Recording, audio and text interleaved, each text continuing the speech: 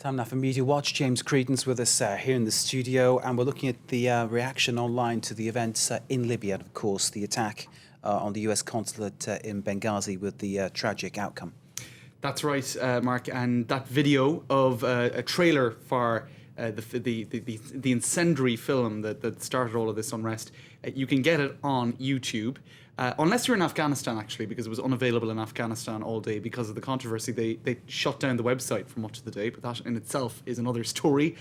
Some quick look at some of the reactions on social media. You've got Muslims should not dignify Muhammad film with an answer, but the mob in Libya that killed an innocent man just did it a huge favour, I suppose, in terms of actual publicity for what is, most people say, a terrible film in terms of the quality, bad acting. You looked at it. Bad technicality. I've looked at some of it. I've looked at the trailer, Yeah. and it looked like facile nonsense. It really did. I mean, deeply offensive, I can see that, but facile nonsense, badly acted, badly shot, badly made, badly scripted. And its message was despicable. It really was horrible stuff. You know, that is the general consensus, Mark. And here another person saying, well done to Sam Basile and for his generous contribution and his profound for his profound stupidity. Sam Basile, is that his real name? It is his real name, believe it or not. And here you have what you might have been just about to say. I'll leave it to Brian Frazier on Twitter. What did he say? Imbecile, that's Imbecile, it. And there were a lot of people actually making that link online. Now, one of the, I think, most astute pieces of analysis today that I read was on Rue 89, a left-leaning website here.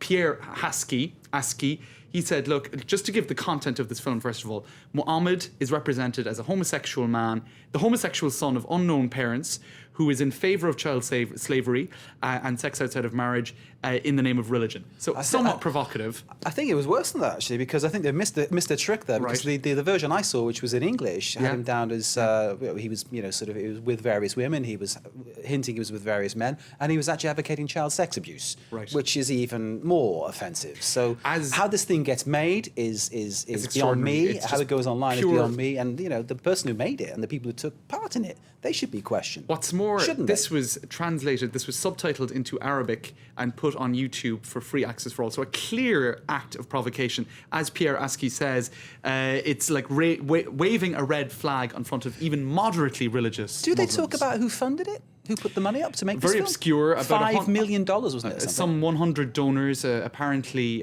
this guy, he's Israeli American, resident American. So in California, rather. So unclear as to who those 100 donors are. I read it was Jewish donors, but we're not saying that we're not saying this film represents Jewish views. It doesn't. It represents certain people's views who are besmirching their own religion, which is wrong. I think what he's done is he's antagonized basically everybody. I'm sure pretty much everyone in his own community will be outraged at what he's done. He's shocked and outraged a lot of the Arab world, and indeed a lot of just the world in general, really, hasn't he? I agree with you completely. So there you go. And he responded, he told the Wall Street Journal that Islam is a cancer and that this is a political film. Look, suffice it to say, this can't be compared to the Danish cartoons that caused uproar in 2005, where they caricatured the Prophet Muhammad. It can't be compared either. That was satire, wasn't it? That's satire. It can't be compared either. There was some intelligence behind that. And it was to make a point about freedom of speech and freedom of expression. Here it's just pure, unmitigated provocation for the sake of provocation. So there you go. What else is worth showing? I suppose the politicization of it in the US, the political exploitation of it, rather. Mitt Romney came out with a pretty inaccurate statement, really, saying that the Obama administration, their first response was not to condemn the attacks on our diplomatic missions, but to sympathize with those who waged the attacks. Now, that was actually a reference to a tweet by the embassy in Cairo. They were actually dealing with a lot of unrest around the embassy. The American flag was taken down at one point and the wall of the embassy was scaled. And in the midst of all that, they put up this tweet, if I could find it, which was later taken down. We condemn the continuing efforts by misguided individuals to hurt the religious feelings of Muslims. Now, what they were trying to do is calm the situation. They weren't, I suppose, being apologetic for what is a very bad movie over defending the embassy and saying that you shouldn't be attacking us regardless, right?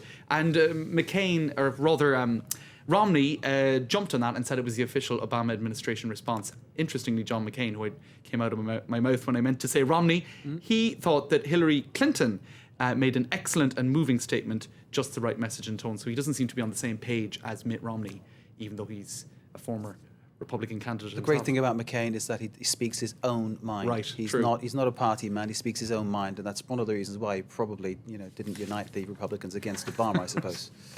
Now, an interesting thing that I found just now online is on NPR, National Public Radio in the US. Very quickly, James, please. All right, a profile of the man himself, the one of 4 diplomats shot, that's the ambassador, a man who apparently, thrived on tough assignments, was sent in there. Loved Libya, apparently. Loved Libya. Was sent in there in the spring of 2011, in the middle of the uprising, on a Greek cargo ship with the mission to create links with rebel leaders. So he was a man, I suppose, who was used to being on the ground and used to risks, and unfortunately, and indeed, I think, as Barack Obama put it, tragically died in Benghazi, the city he helped to free. Right.